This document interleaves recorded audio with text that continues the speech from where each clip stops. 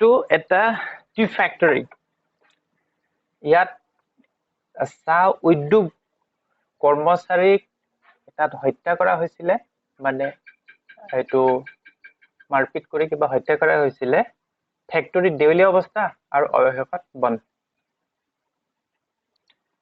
এজন মাৰৱাৰী সম্প্ৰদায়ৰ ব্যক্তিয়ে এদিন মোক ফোন কৰি জনালে ক'লে স্যাৰ আপোনাৰ কথা শুনিছো ইণ্ডিয়াৰ এজন আপুনি আগশাৰীৰ বাস্তু স্পেচিয়েলিষ্ট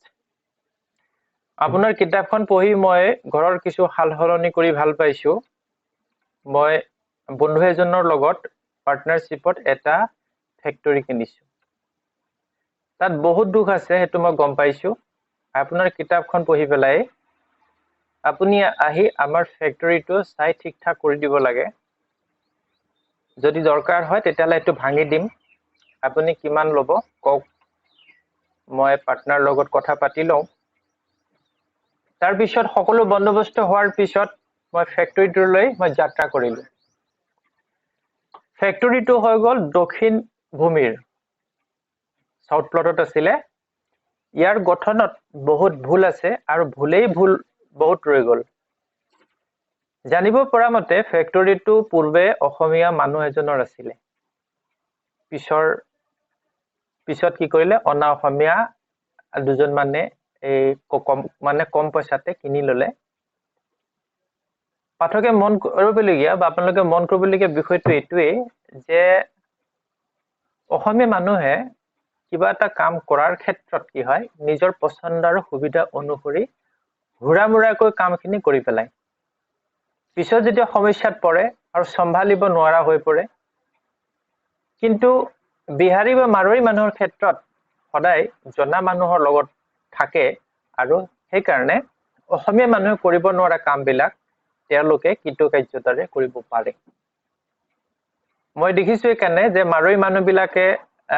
কাৰণে কি হয় তেওঁলোকে কি হয় পণ্ডিত লগত থাকে পণ্ডিতে যি কব হেতুহে মানিব বেলেগৰ কথা নুশুনে আৰু আনৰ কথাবিলাক নুশুনে আৰু মোৰ ক্ষেত্ৰতো কি হয় মই এটা দেখিছো এটো যে তেওঁলোকে তেওঁলোকৰটোহে মানে কিন্তু মোৰ যিটো ক্ৰেডিট হেতুত তেওঁলোকে এই মাৰোৱাৰী মানুহবিলাকৰ ঘৰতো মই গৈছো আৰু মোৰ মতেহে কাম কৰে হেতি নহলে অসমীয়া মানুহৰ তাত অসমীয়া মানুহ মাৰোৱাৰী ঘৰত মাৰোৱাৰী ব্যৱসায়ত কোনো অস্তিত্ব নাই গুৰুত্ব নাই কিন্তু মাৰোৱাৰী ঘৰত এন্ট্ৰি মৰা মানুহ হেতৰ ঘৰত ভাত খোৱা মানুহ মোৰ মতে চলা মই পাৰো হেতক তেনেকুৱা হয় উদ্যোগটোত কি হৈছে পঞ্চতত্বৰ যিটো ভাৰসাম্যতা এই বস্তুটো পূৰ্ণ ৰূপতে হেতি উপেক্ষা কৰিছে মানে পঞ্চতত্ব মতে হেতি কাম কৰা নাই আৰু ঠিক এইটো যে পঞ্চশক্তিক উপেক্ষা কৰি কোনো টিকি থাকিব নোৱাৰে ইয়াত এইটো প্লটত প্ৰথম দুটো হল কি যে উত্তৰ পূব যিটো নৰ্থ ইষ্ট আছে যিটো জলতত্ত্ব আছে তাত আছে অগ্নি তত্ত্বৰ বস্তু মানে ট্ৰান্সফৰ্মাৰ বিদ্যুৎ খুঁটা ট্ৰান্সফৰ্মাৰ তাত স্থাপন কৰা হৈছে আৰু অগ্নি তত্ত্ব থকা স্থানত জলতত্ত্ব পানীৰ উৎস স্থাপন কৰিছে এই দক্ষিণ পূব হেতু সাইডতে দক্ষিণ পূব সাইডতে অভাৰে ট্যাঙ্ক আৰু সেই বস্তুটো তেওঁলোকে কৰিছে এইটো এটা মাৰাত্মক দুখ আছিল প্ৰতিষ্ঠানটোৰ মুৰব্বীৰ মূৰত মানে অধিক বুজা আৰু টেনচন আৰু তাত থকা কৰ্মচাৰীবিলাকৰ মাজত যে তালমিল নাই বা অভাৱ আৰু উগ্ৰ মেজাজ এইটোৱে বহন কৰে কাৰণ সাউথ ইষ্টত ওয়াটাৰ আৰু নৰ্থ ইষ্টত মানে ফায়াৰ কাৰণ এইটো তাৰ বাস্তুপুৰুষৰ মূৰ গতিকে তাত হেৰি হ'ব আৰু এইটো ফায়াৰ মানে ভাইলেন্সলৈ কনভাৰ্ট হ'ব এই পূব স্থানত যিটো আছে ইষ্ট ডাইৰেকশ্যনত আছে প্ৰস্ৰাৱ আৰু পায়খানা যিটোৱে কি কৰিব সামাজিক যেটো ৰিলেশন বা যেটো প্ৰগ্ৰেছ অপৰচুনিটি নাইকিয়া হ'ব অৰ্থাৎ অদুগতি আৰু প্ৰগতি যেটো আছে তাত বাধা হ'ব আৰু শত্ৰুতা তৈয়াৰ হ'ব উত্তৰত বেছি মুকলি স্থান হেতু উপাৰ্জনৰ সফলতা লাভ হলেও মূল ঘৰটোত কি হৈ গল মেইন জায়গাটোত কি আছে ইখান কোণটোত কি হৈছে কাট হৈছে মানে ৰাউন্ড শেপত আছে নৰ্থ ইষ্ট যেটো মেইন যেটো যত মেচিন এটো হেৰি ৰাখিছে হেতু ৰাউন্ড শেপ আছে নৰ্থ ইষ্টটো কাট হৈ গল দ্যাট মিন্স নট মানে 90 ডিগ্ৰী হে বস্তুটো হৈ গল হেতু কোৱা হয় কাট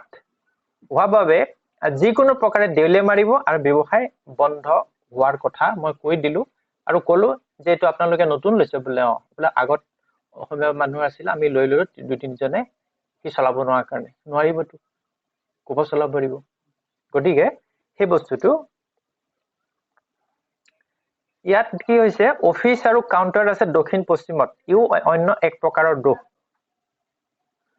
কৰ্ম পৰিচালনাত হৈ যাব হি বিসংগতি মূল গেটখন আছে নৈৰিতত যেটো নেতিবাচক শক্তিৰ আগমন অৰ্থাৎ অগ্নিতত্ত্বৰ বিসংগতিৰ ফলস্বৰূপে কি হৈছে কৰ্মচাৰীবিলাকৰ মাজত মানে কথাৰ কটাকটি চলে ফলস্বৰূপে এজনক হত্যা কৰা হৈছিল বুলি গম পোৱা গ'ল কাৰণ মেজৰ ডিফেক্ট তাত ৰুল কৰিছে আৰু দ্বিতীয় কথা এই পশ্চিম আৰু সাইডত যেটো আছে না হেতু হেলনিয়া হৈ আছে মাটিটো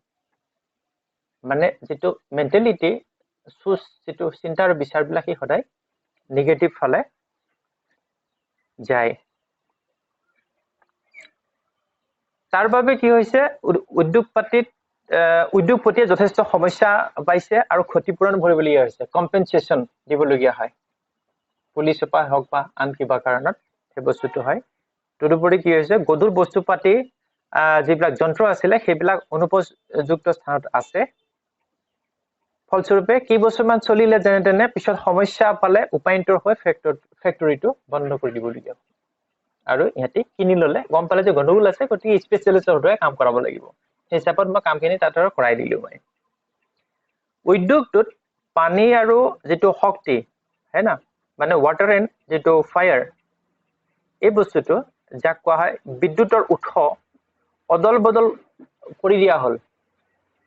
এটো চেঞ্জ কৰি দিয়া হল জায়গা গিটা হেতু কৰা যা গল মূল ঘৰটোৰ ভিতৰত যেটো নক্সাৰ পৰিৱৰ্তন কৰিবলগীয়া হল মানে যেটো আছিল যেটো ঈশান কোট আছিল ঈশান কোণটো হেতু মানে এংগেল প্ৰতিষ্ঠা কৰিবলগীয়া হৈ গল আৰু বাকি দুখবিলাক খণ্ডাবৰ কাৰণে কিছুমান প্ৰামাণিক আৰু গৱেষণাযুক্ত মানে উপায় দিহা কৰি দিলো পশ্চিম দিশটোত